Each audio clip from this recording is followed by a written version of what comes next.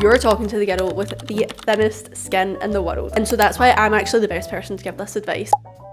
If you have been sitting on the fence about starting a book talk or a booktube for a while, which I feel like we have all been there, this video is going to change that for you. Hello everyone and welcome back to my channel. Today we're going to do a video that honestly, this is a topic I could talk about for ages. This is going to be your complete guide to how to start a book talk or a booktube. I'm going to be going into everything that could like scare you about starting a book talk and just the questions that we genuinely all have when we're starting a book talk or a booktube. It can feel so overwhelming at first, but it genuinely doesn't need to be, and I truly do mean that, and you will hopefully see that after watching this video. I'm going to be going into everything from just addressing like fears you have, genuinely how do you get started in the first place, what do you do when your friends and family find your account, the actual specifics of how to film a video, like what do you need, what don't you need, and I'm also just going to do some general do's and don'ts that have kept me really on the straight and narrow since doing this. I started a book talk 2.5 years ago and I have had some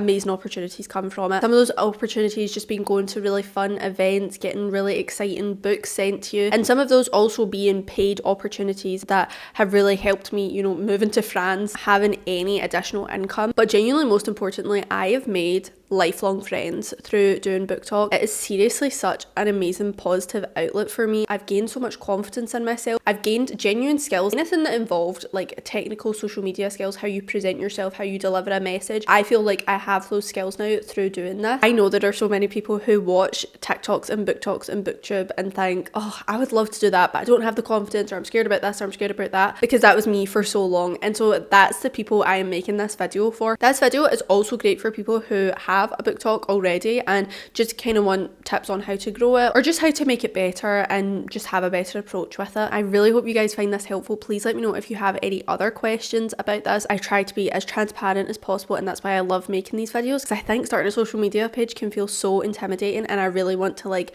take that away for people, because you are definitely overthinking it, and I know that because that's what I did. But we overcame it. I love my life now. I love making my silly little book videos, and I just want that for you guys too if this is something you're thinking about. So without further ado, let's get into all my tips. The first thing I want to address is the two most common fears I think people have when they start a book talk. This is exactly what I was terrified of as well. Number one is just generally, how do you get started? I know for me, when I used to watch people's videos and, you know, I was maybe thinking about starting it, but then I would go and like watch other people's videos to try and get some inspiration. It always ended up being the worst thing I could do for myself, because I would watch these people's videos with their amazing editing and their thousands of followers and their beautiful lighting and setup, and I would be like, I don't have that. I don't know how to get to that point. What's the point? And it would really leave you feeling so stuck. The one message I'm going to give you, this is not my message. I will insert a picture of the girl who I got this from, because I cannot remember her name. She used to always talk about this idea of movement creates momentum. Any sort of movement towards you starting a book talk that you can do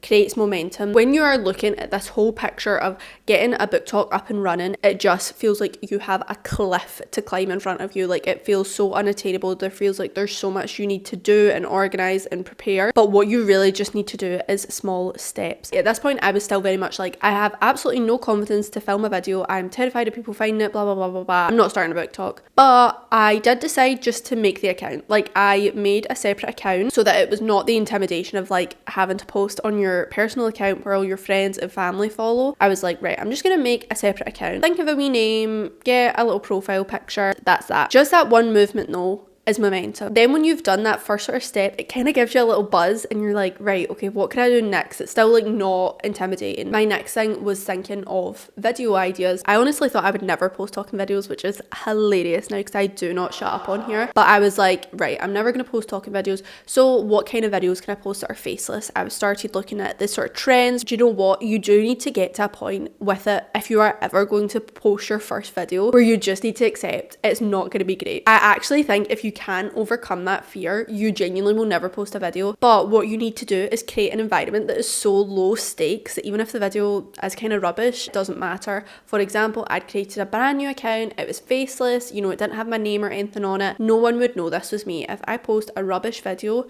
no one will know it was me. Nothing went viral or anything like that. But I did start to get people following me and I would follow them back and we would interact on each other's posts. That is what I'm talking about when I say momentum, because the grass gratification of posting a video and it getting a couple likes, it getting some comments, it getting maybe a wee bit more views than yesterday, that is what builds the momentum, and that is what makes it actually quite addictive. It makes you want to keep growing it. So this is what I say, the key to getting started is just getting started. And I know that sometimes just feels so much easier said than done. You need to remember, if you are intimidated about posting content with your face on it, you can post faceless content. Number two, the second biggest fear we all have: what happens when my friends see it, when my family sees it, when the people I work with see it, when the people I went to high school with see it? That is honestly everyone's worst nightmare. And don't worry, I'm not here to try and be like, you just need to not care what people think, because you're talking to the girl with the thinnest skin in the world. That has not changed about me. It's not that I've suddenly just developed really thick skin doing this. And so that's why I'm actually the best person to give this advice, because this was like my worst fear, and this was what stopped me for years from ever having like a wee social media page where I could talk about books. I'm gonna tell you,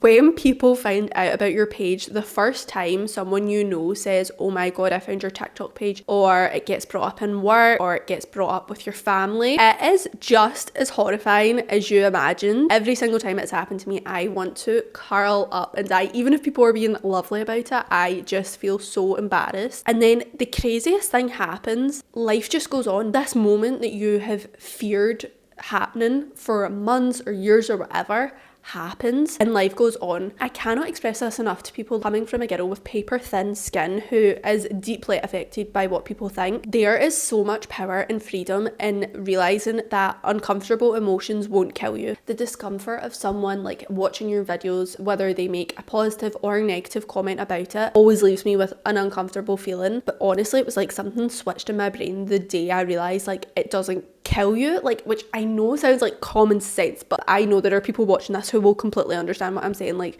it just feels like your worst fear. It feels like the world will end, and it is such a freeing feeling when that moment comes and the world doesn't end. And not to mention, see if you do create a separate account that is not attached to your phone number or your personal account, like no one knows you have it, and especially at this point if it's faceless or whatever, 9 times out of 10 people actually don't find that account until a video has gone viral. And the more you keep going on with it, and maybe videos are doing well, tends to be at that point that people find your videos, and then at that point it's like, well, is it that embarrassing? Like, if it's going well. I once heard someone say that embarrassment is the entry price to success, which sounds quite dramatic, like this is just a book talk, but it is the truest thing ever. See, that feeling of just embarrassment and being a beginner, like it's a horrible feeling. It is just the entry price though. Like, you will not be able to get all the benefits and good stuff if you don't feel that bit of like discomfort at first.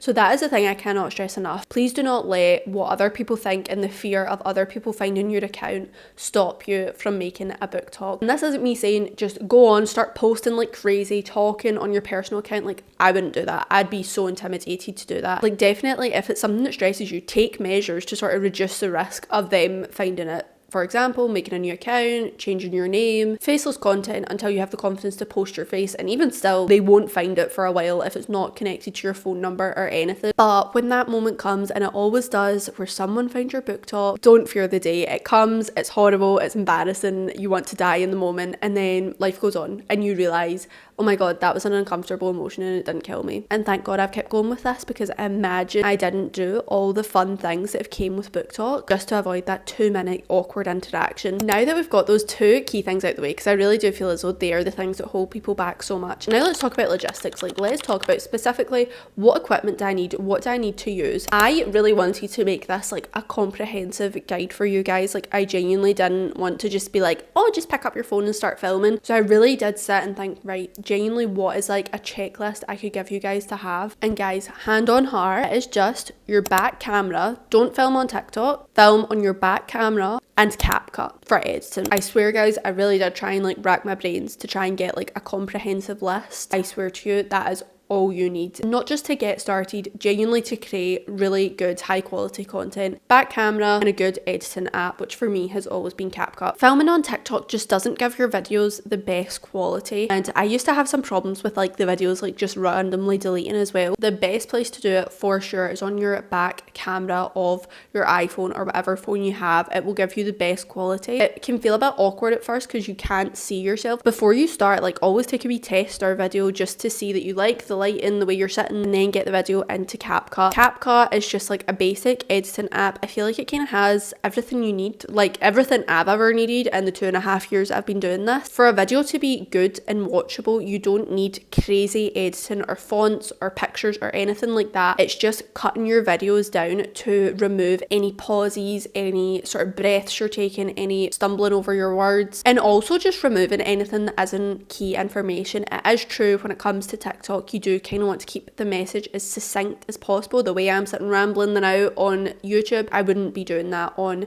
TikTok. For example, this video, I would have condensed into 5 tips for starting a book talk, something really short and snappy. It can be a few minutes long, but I try and keep my videos to no longer than like 3 to 4 minutes. That's like the absolute max, just because attention spans on TikTok are not the best. So when I am editing a video in CapCut, I'm really trying to see like, what can I cut out? Like, what is not necessary here, just to get like the key information across. Genuinely, that is enough. If you really want to go above and beyond, and it can massively improve your editing, you can focus on things like zooming in, just like I did here. When you have a point that you want to emphasize in your video, you can zoom in on that point. It just keeps the video interesting and helps keep people's attention. Play around with fonts at the start of your video. If you're doing a vlog, have a little like 2-second intro where you include loads of tiny clips from throughout the vlog that are the most aesthetic. That is really engaging for people with like a nice big font. These are all things you can play around with. These are not must-haves. It's just things that you will naturally start to pick up as you're editing. It is just something you pick up with time. But genuinely, if you can make sure you are posting a video that just does not have any long pauses or lots of big breaths, you can just edit that down. I promise that is all you need. People's videos go viral with much less editing than that. So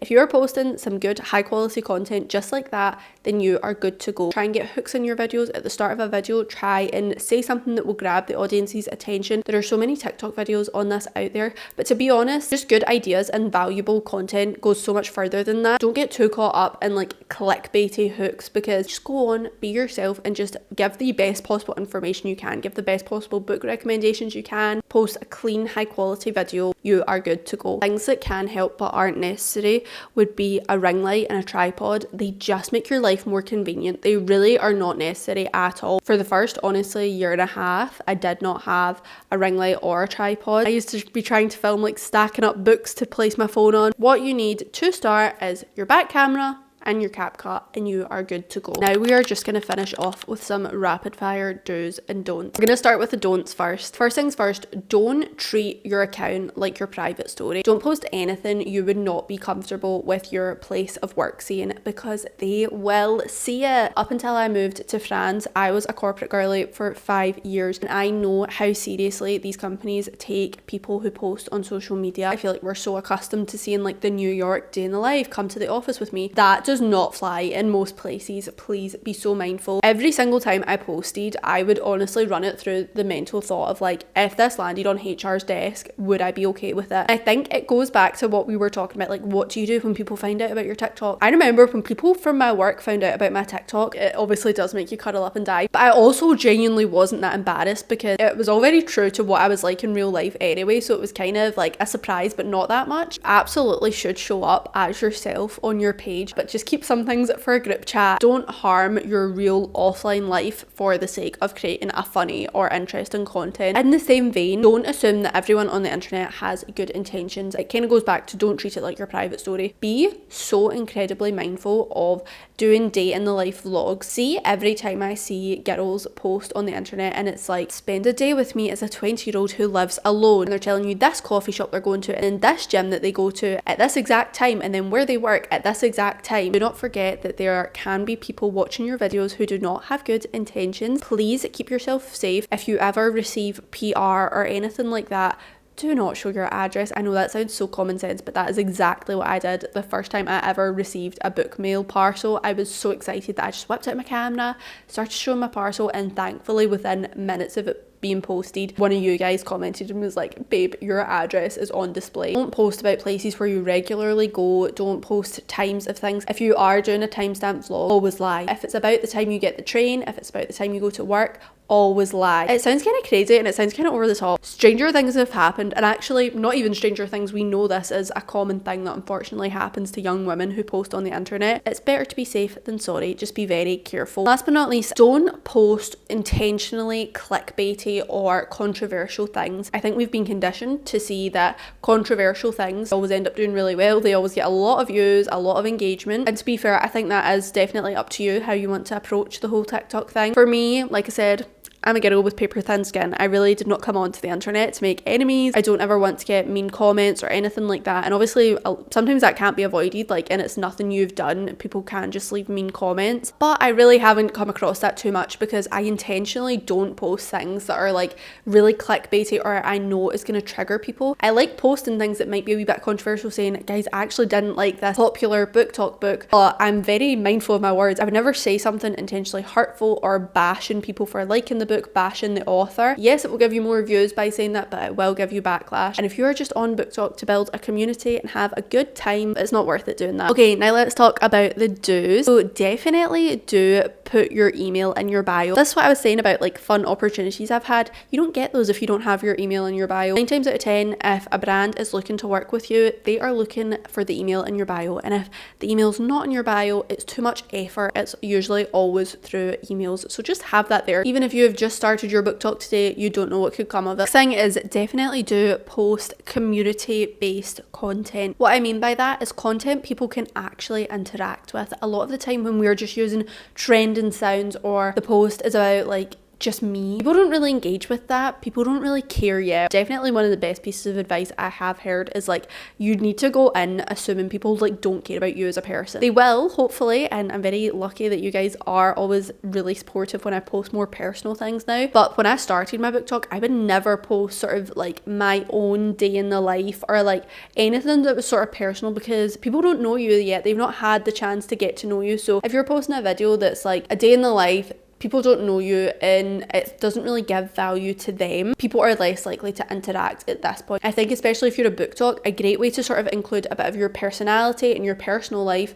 but still make it valuable to people is by doing like reading vlogs. How much can I read in an hour? Reading vlogs is definitely that perfect way to like get people to get to know you on a more personal level and then care about your personal life. Getting engagement is so much more important than views. When I've had the opportunity to work with brands now, I've realized you have so much more value to the brand and so much more leverage if you have an engaged community. So even if you're getting 200 views on a post but you're getting 10, 20 comments on that post, that is honestly so much more valuable than if you're getting 1 million views on a post and 10 comments. Brands want people who have a community, not people who just have loads and loads of views but there's sort of no community there. It's just like ghost followers. And lastly, definitely do bulk film. Do not try and film a new video every single day if your goal is posting every day. I always have 1 or 2 days every single week where I bulk film loads of videos. Within those videos as well, if I film like a reading vlog where I'm really chatty in it, I will also try and cut that down to be like a really like short snappy vlog. I will try and make that into a video I can put over a little trending sound as well. If you want to post every day and you're trying to just film on the spot every single day, you're not going to keep up with that. You're going to get burnt out. So yeah, definitely bulk film. But there you go guys, my camera is literally about to run out, so I am gonna wrap up the video there. I really hope you enjoyed this. Please let me know if you have any questions or any other tips to leave in the comments. Please let me know. Thank you so